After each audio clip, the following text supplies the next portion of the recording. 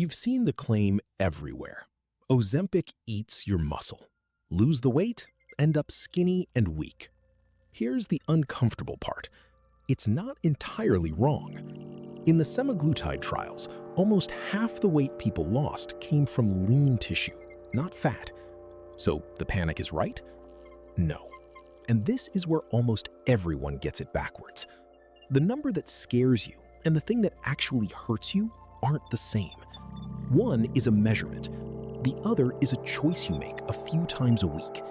Get it wrong, and you come out smaller and weaker. Get it right, and the same drug leaves you leaner with your strength intact. That gap is the whole video. So why should you care about lean tissue? Forget the mirror for a second. Muscle is what carries the groceries up the stairs when you're 70. It's strength and balance. It's staying independent as you age.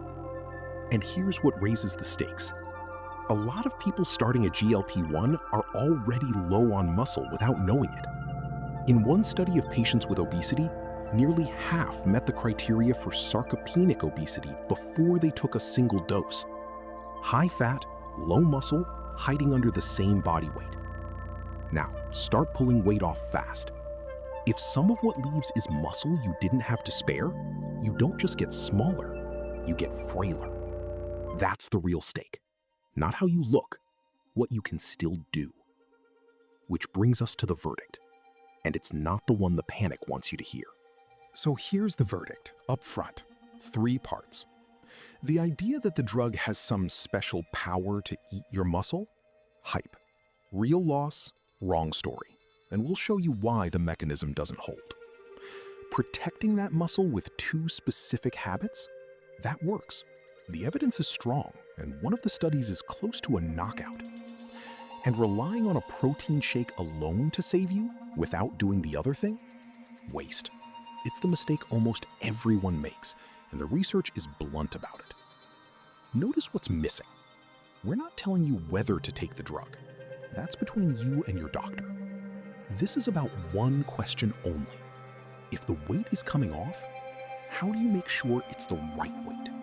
Start with the number that started the panic.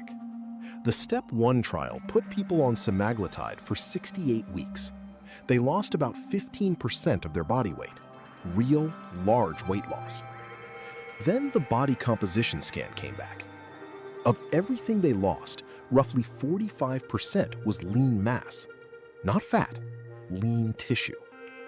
Sit with that. Almost half. On paper, that looks like the drug is carving muscle off your frame. But here's the first crack in the story.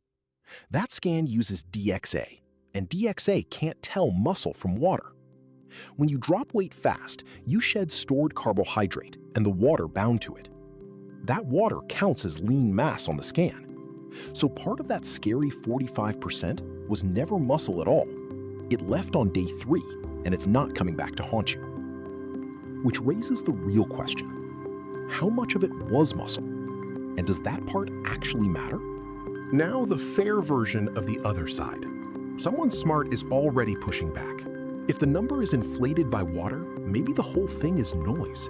Maybe muscle loss on these drugs is a myth built on a bad measurement. That deserves a real answer, not a dodge. So here it is.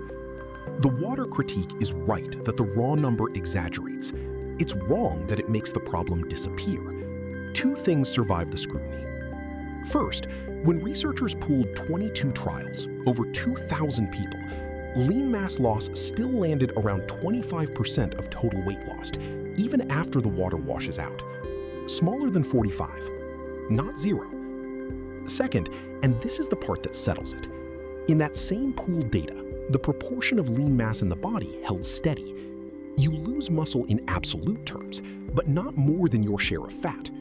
The drug isn't targeting muscle. It's doing what every fast weight loss does. Diet, surgery, all of it.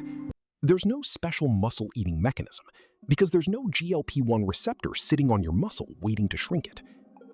So the panic's headline is hype, but the residual loss is real, and real loss is something you can act on. There's a second crack in the panic, and it's bigger than the water one.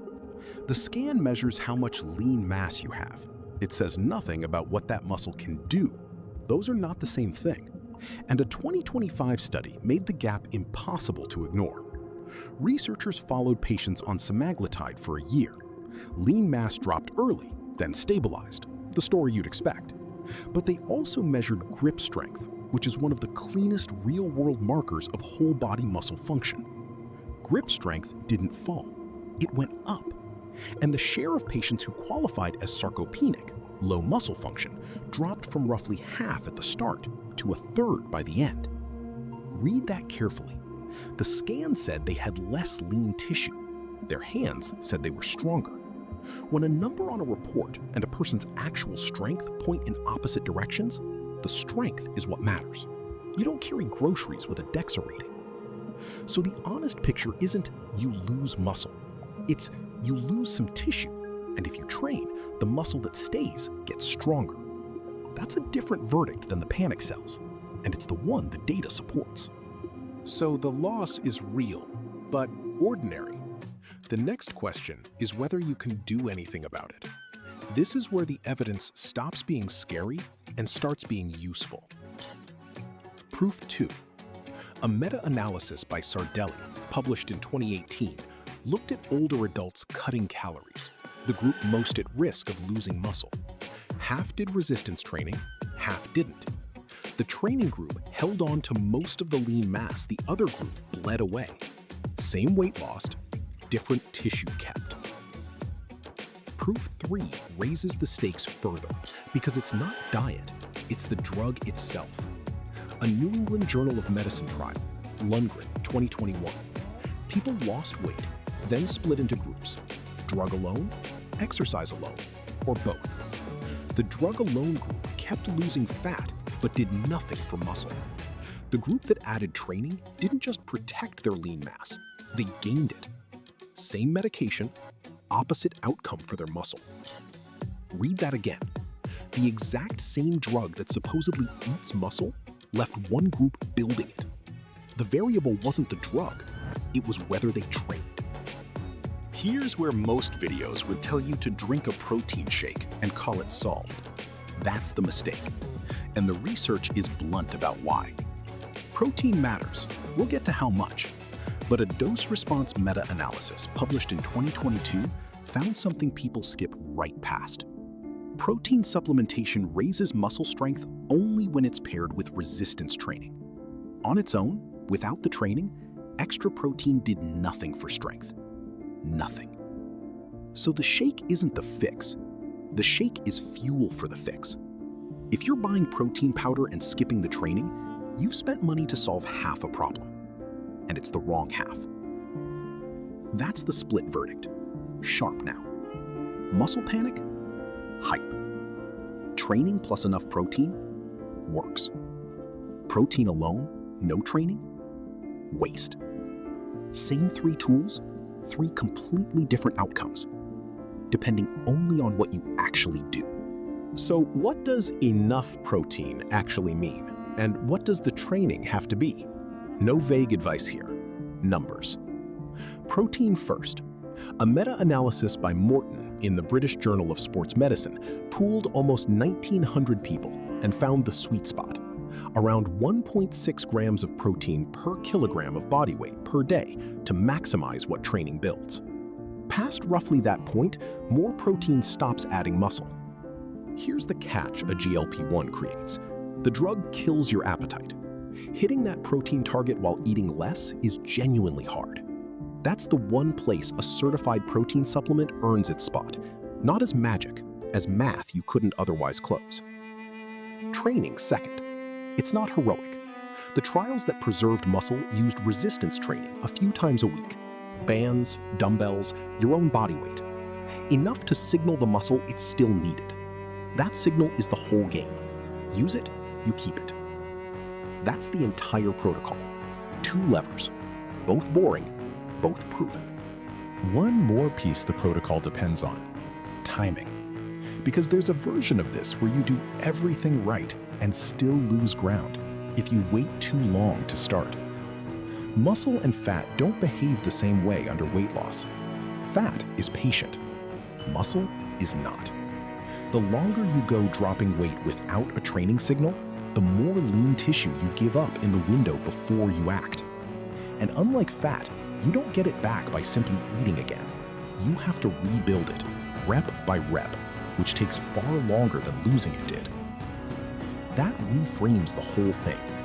The two levers, protein and training, aren't something you add later once you've hit a goal weight. They're something you start on day one, at the same time as the drug. The people in the trials who kept their muscle weren't rescuing it at the end. They were protecting it the entire way down. So if you're on a GLP-1 right now and you haven't started training, that's not a reason for guilt.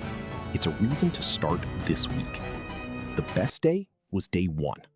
The second best is today. And none of this, to be clear, means starting, stopping, or changing the medication. That call belongs to you and your doctor. This is only about what you do alongside it. If you've made it this far, you're not looking for a miracle. You're looking for what actually holds up when you read the studies instead of the headlines. That's the whole reason this channel exists. We do the reading so you can make the call. Subscribe, and we'll keep doing it, one claim at a time. Now, the last piece. What happens to all of this the day you stop the drug? Here's what nobody's selling you the drug, or selling you the panic, tends to say. When people stop a GLP-1 without a plan, much of the weight comes back. That's documented. But muscle and fat don't return on equal terms. Fat comes back easily. Muscle, you have to rebuild. So if you spent your months on the drug losing muscle you never protected, you don't just regain weight, you regain it at a worse ratio than you started. Smaller, then softer. The people who trained don't face that cliff the same way. They built a floor under themselves. So the verdict, one last time. The drug eating your muscle? Hype. Real loss, ordinary mechanism, wildly oversold. Protein